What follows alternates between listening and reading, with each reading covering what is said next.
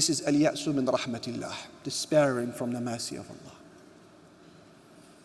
A person who feels that he's landed in all of this mess, he or she is taken to this eventual destination.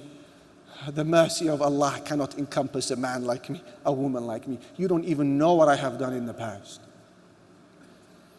I am this person. I am this individual. So he or she continues upon their way of heedlessness. And they hear a lecture. It's not me who's being advised. They see a YouTube video. It's not me who's being advised. They read an Islamic hadith or an ayah. It's not me who's being advised, because between the lines, what are they saying? I am exempt. I am an exception. I am outside of the mercy of Allah. Be careful. That belief that the mercy of Allah does not extend to you is one of those things that makes a minor sin into a major one. Brothers and sisters, Shaitan spends a lifetime trying to build around you a confinement, a prison with long, tall, impenetrable walls. And he does this brick by brick across the span of your life.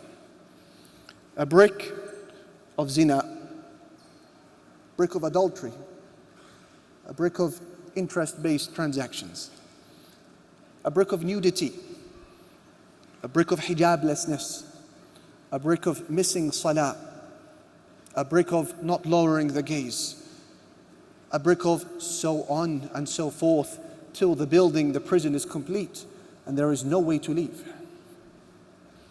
Yet if a droplet of the mercy of Allah was to fall upon this individual, those four walls come crushing down in an instant, because nothing can stand in the way of the mercy of Allah Jalla Jalaluhu when it arrives. So why are you making yourself an exception to something that Allah has not made you an exception from? And that is why Abdullah ibn Abbas, he said, Ya Allah, listen to these words. He said, Allah has invited to His forgiveness those who said Jesus is Allah. And He invited to His forgiveness those who said Jesus is the Son of Allah. And He invited to His forgiveness those who said, well, Allah is one of three. And He invited to His forgiveness those who claimed that Uzair is the Son of Allah. And He invited to His forgiveness those who said that the hand of Allah is stingy. And those who said, we are rich and Allah is poor.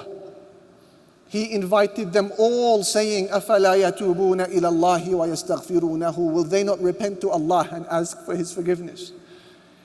And then Abdullah ibn Abbas, he said, in fact, Allah has invited to His forgiveness someone who was worse than them all. The man, the Pharaoh of Egypt, who said, I am your Lord most high. And the man who said, I do not know of a Lord that you have other than me. Allah invited him to repent as well. And then he concludes by saying, فَمَنْ آيَسَ عِبَادَ اللَّهِ مِنَ التَّوْبَةِ بَعْدَ هَذَا فَقَدْ جَحَدَ كِتَابَ اللَّهِ. Therefore, any person who makes people despair from the mercy of Allah after hearing this, then this person has rejected the book of Allah Jalla Jalaluhu. Allahu Akbar. وَرَحْمَتِي وَسِعَتْ كُلَّ شَيْءٍ. Allah said, my mercy encompasses all things. Are you not a thing? Allah says, my mercy encompasses all things. La ilaha illallah. Istabshir.